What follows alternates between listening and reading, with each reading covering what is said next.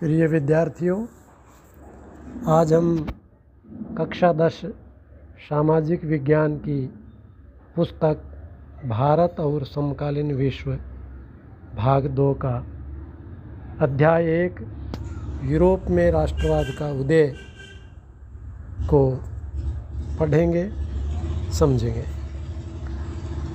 Europe America के लोग स्वतंत्रता की प्राप्ति के वर्णन कर रहे हैं। यहाँ एक कलाकार ने स्वतंत्रता को महिला का रूप प्रदान किया है। पास में ही निरंकुश संस्थानों के भग्नावशेष बिखरे हुए हैं।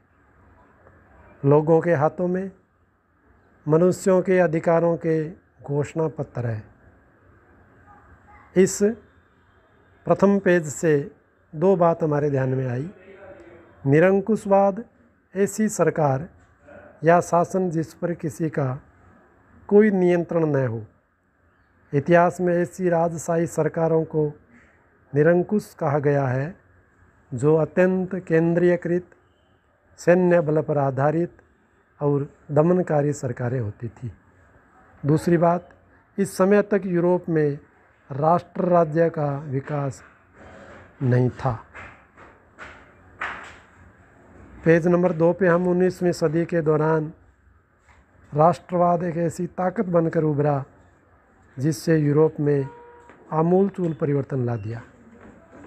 राष्ट्रवाद अर्नस्ट रेनन ने 1882 में एक विश्वविद्यालय में व्याख्यान में राष्ट्रवाद को प्रस्तुत करते हुए कहा कि एक राष्ट्र लंबे प्रयासों, त्याग और निष्ठा, शौर्य और वीरता से युक्त अतीत, महापुरुषों के गौरव आदि सामाजिक पूंजी है। वर्तमान में एक समान इच्छा, संकल्प, महान कार्य की प्रेरणा, व्यापक एकता, जनमत संग्रह आदि राष्ट्रवाद के घटक है।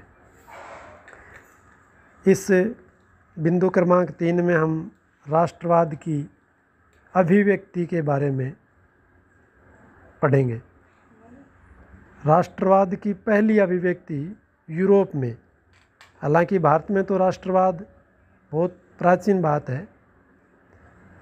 फ्रांसीसी क्रांति 1789 के समय हुई। इस क्रांति में प्रभुसत्ता राजतंत्र से नागरिकों के समूह में स्थानांतरित हो गई। क्रांति के समय ऐसे अनेक कदम उठाए गए जिससे सामूहिक पहचान बनी, जैसे पितृभूमि, नागरिक, समान अधिकार, झंडा, नेशनल असेंबली, स्तुतियाँ, शपथें, शहीदों का गुणगान, समान कानून व्यवस्था आदि। बिंदु क्रमांक 4 में हम 1815 के बाद का यूरोप का मानचित्र, जिसमें रूसी साम्राज्य, ऑस्ट्रियाई साम्राज्य, ओटोमन साम्राज्य का देख रहे हैं। फ्रांस में राजतंत्र को पुनः लाकर नेपोलियन ने प्रजातंत्र को तो नष्ट कर दिया, परंतु क्रांतिकारी सिद्धांतों को लागू किया। कानून के समक्ष बराबरी, संपत्ति का अधिकार, प्रशासनिक विभाजनों का सरलीकरण, भूदासत्व व जागीरदारी शुल्कों से मुक्ति, यातायात और संचार व्यवस्थाओं में सुधार, मानक, भार, नाप, एक राष्ट्रीय मुद्रा, इस प्रकार के सुधार किए। बिंदु क्रमांक 5 में नेपोलियन के ये सुधार, जो कि जनता को रास नहीं आए, लोग स्वतंत्रता चाहते थे। स्वतंत्रता के वृक्ष का रोपण यहाँ चित्रण किया गया है। बढ़े हुए कर, सेंसरशिप, सेनाओं में जबरन भर्ती, फ़ायदों से कहीं ज़्यादा नज़र आने लगी। नीचे के चित्र में 1813 नेपोलियन को एक डाकिये के रूप में दर्शाया गया है। इसके झोले से गिरे हर चिट्ठी पर उन भूभागों के नाम लिखे हैं जिन्हें वह हार गया। बिंदु क्रमांक 6, 1750 तक यूरोप अनेक छोटे छोटे राज्यों, अनेक राज व्यवस्थाओं में बंटा हुआ था। भाषा सहित अनेक अन्य भिन्नताएं भी थी जो कि राष्ट्रवाद के लिए बाधक थी। सभी की सम्राट के प्रति आस्था जरूर थी। ये एकमात्र बिंदु है जो राष्ट्रवाद को पुनः विकसित कर सकता है। यहाँ की कुलीन जनता प्रभावशाली थी, जिसका संपत्ति, भूमि और भाषा पर एकाधिकार था। पश्चिम व मध्य यूरोप में औद्योगिक उत्पादन और व्यापार में वृद्धि के कारण से शहरों का विकास हुआ, जिससे वाणिज्यिक वर्गों का उदय हुआ। श्रमिक वर्ग, मध्य वर्ग के कारण कुलीन विशेषाधिकार की समाप्ति हुई और राष्ट्रीय एकता का संचार हुआ। बिंदु क्रमांक 7, उदारवादी के मायने, यानी उदारवादी कौन? उदारवाद का अर्थ आज़ादी से था। ऐसी सरकार जो सहमति से बनी हो। फ्रांसीसी क्रांति के बाद उदारवाद का प्रोत्साहन मिला। निजी संपत्ति का स्वामित्व, मताधिकार पर बल देता था। आर्थिक क्षेत्र में उदारवाद, बाजारों की मुक्ति, आवागमन पर राज्य का नियंत्रण समाप्त हो। इस ओर नेपोलियन ने अनेक कदम उठाए, जैसे 39 राज्यों का संघ, सीमा शुल्क से छुटकारा आदि। बिंदु क्रमांक 8, 1815 के बाद एक नया रूढ़िवाद, यानी नया रूढ़िवाद पुनः जो पनपा, ये क्या था? नेपोलियन के हार के बाद यूरोपीय सरकारें रूढ़िवादी की भावना से प्रेरित हुई। इनकी मान्यताएं थी पारंपरिक संस्थाएं जैसे राजतंत्र, चर्च, ऊंच नीच बनी रहनी चाहिए। 1815 में ब्रिटेन, रूस, प्रसा और ऑस्ट्रिया, जिन्होंने नेपोलियन को मिलकर हराया था, के प्रतिनिधि यूरोप के लिए एक समझौता तैयार करने के लिए वियना में एकत्रित हुए। वियना संधि तैयार की गई और नेपोलियन के बदलावों को ख़त्म किया।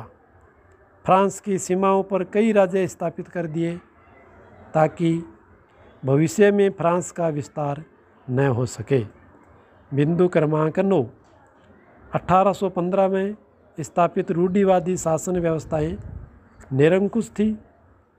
अखबारों, किताबों, नाटकों और गीतों में व्यक्त उन बातों पर प्रतिबंध लगा दिया गया जो फ्रांसीसी क्रांति से जुड़े स्वतंत्रता के विचार रखते थे। प्रेस की आज़ादी फिर भी लोग चाहते थे। चित्र में एक व्यंग्य किया गया है जो मुंह पर पट्टी बांधे हैं कि खामोश रहने में ही समझदारी है। बिंदु क्रमांक 10, क्रांतिकारी, यानी क्रांतिकारी किसे कहा गया है? सामान्य तौर पर उदारवादी राष्ट्रवादियों को भूमिगत कर देने के बाद कई गुप्त संगठन बने जो उदारवादी व्यवस्था को पुनः लाना चाहते थे। उन्हें क्रांतिकारी कहा गया। क्रांतिकारी होना यानी राजतंत्रीय व्यवस्थाओं का विरोधी। इटली का क्रांतिकारी जूसेपी मैत्सिनी ने 2 भूमिगत संगठनों की स्थापना की। एक मार्सेई में यंग इटली, दूसरा बर्न में यंग यूरोप। इनका उद्देश्य जर्मनी, इटली का, फ्रांस का एकीकरण था। मैत्सिनी का विचार था कि ईश्वर की मर्जी के अनुसार राष्ट्र ही मनुष्य की प्राकृतिक इकाई थी। एकीकृत गणराज्य बनाना ही होगा। जर्मनी, फ्रांस, स्विट्जरलैंड, पोलैंड में गुप्त संगठन बनाकर राजतंत्र का विरोध करके रूढ़िवादियों को हरा दिया। तभी तो मेटरनिख ने उसे अपनी सामाजिक व्यवस्था का सबसे खतरनाक दुश्मन बताया है। अब इन 10 बिंदुओं में से हम मुख्य 2 प्रश्न करते हैं। इन प्रश्न का उत्तर 80 से 100 शब्दों में हमें लिखना है। क्रमांक 1, फ्रांसीसी लोगों के बीच सामूहिक पहचान का भाव पैदा करने के लिए फ्रांसीसी क्रांतिकारियों ने क्या क्या कदम उठाए। प्रश्न क्रमांक 2, अपने शासन को कुशल बनाने के लिए नेपोलियन ने क्या बदलाव किए। अगले बिंदु में, अध्याय में, वीडियो में हम और 10 बिंदु लेकर प्रस्तुत होंगे। जय हिंद।